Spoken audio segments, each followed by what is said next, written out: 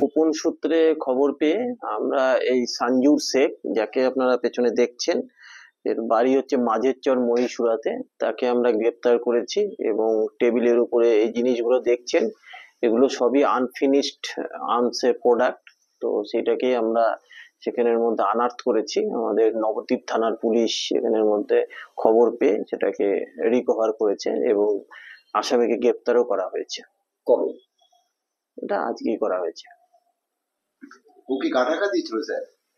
হ্যাঁ, কিছুটা সময় সাময়িকভাবে গা ঢাকা দেওয়ার চেষ্টা করলেও আমাদের সেখানের মধ্যে তৎপরতার সঙ্গে আমরা তাকে গ্রেপ্তার করতে সক্ষম হয়েছি। এগুলো ঘরের কোথা থেকে উদ্ধার হয়েছে? ঘর থেকে নাকি? হ্যাঁ, ঘরের থেকে।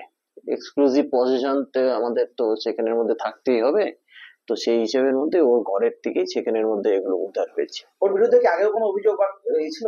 হ্যাঁ, আমরা সেখানের মধ্যে ধরা পড়ার পরে আমরা সেটাকে ভেরিফাই করে দেখেছি যে আমাদের থানাতে অন্তত পক্ষে ওর সেখানের মধ্যে তিনখানা কেস, এবং কালনা থানাতেও একটা পার্শ্ববর্তী আমাদের পূর্ব বর্ধমান জেলা আছে, সেখানেও তার এগেনস্টে একটা কেস পাওয়া গেছে।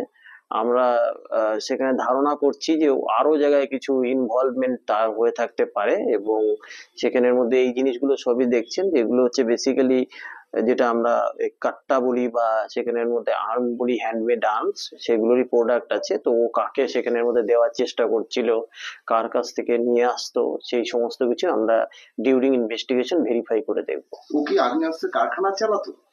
কারখানা পর্যন্ত এখনো পর্যন্ত আমরা সেরকম ভাবে কিছু পাইনি, কিন্তু যেগুলোই আমরা মনে হয়েছে আমাদের যে যেগুলো এই জিনিসগুলো দিয়ে দেশীয় আর্মস টাইপের কিছু প্রিপেয়ার করা যেতে পারে, তো সেই হিসাবের মধ্যে আমরা ধরেছি। এবং যেহেতু প্রিলিমিনারি স্টেজেই আছে তদন্তটা, তো সেই জন্য আমরা পরবর্তীকালে হয়তো আরো বিশদে বলার মতন জায়গায় থাকবো।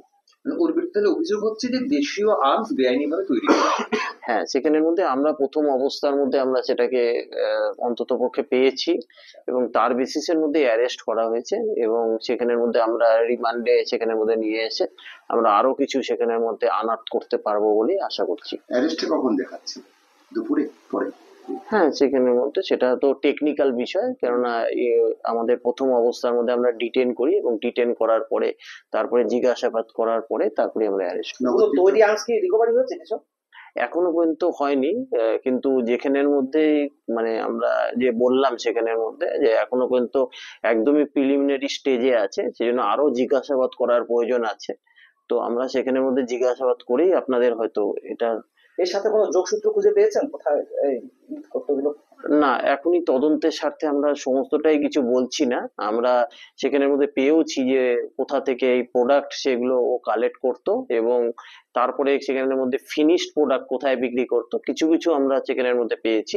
আমরা সেটাকে ভেরিফাই করে দেখছি, এবং সেটাকে আমরা আশা করছি যে তদন্তের পরবর্তী পর্যায়ে হয়তো আমরা এগুলোকে বের করতে পারবো। আরেকটা কথা স্যার, এই যে আগে ওর যে কেসগুলো ছিল সেগুলো কি রিলেটেড আর্মস? হ্যাঁ, একদম 100 বার। সেটার মধ্যে মানে আমরা প্রথম অবস্থার মধ্যে দেখেছি যে প্রিপারেশন অফ ড্যাকোইটি টাইপেরই কেস এবং আর্মস অ্যাক্টেরই কেস সেখানের মধ্যে ওর এগেনস্টে ছিল।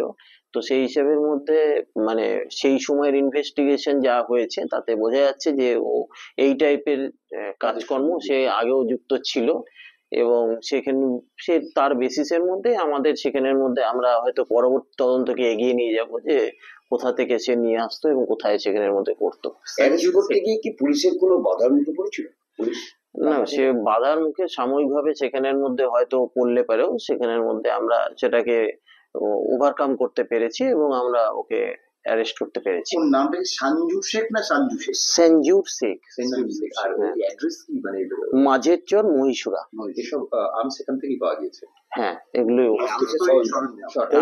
তৈরির সরঞ্জাম। মানে প্রাথমিকভাবে মনে করা হচ্ছে আর্মস তৈরির সাথে যুক্ত। একদম প্রথম অবস্থায় আমরা সেখানের মধ্যে আমরা পেয়েছি কিছু প্রিলিমিনারি, সেখানের মধ্যে অবশ্যই কিছু পেয়েছি, তার জন্যই আমরা ওকে অ্যারেস্ট করেছি। বাকিটা আমরা আরো বেশি যা আছে রিকভারি হয়তো আরো আগামী দিনে হবে। Thank you.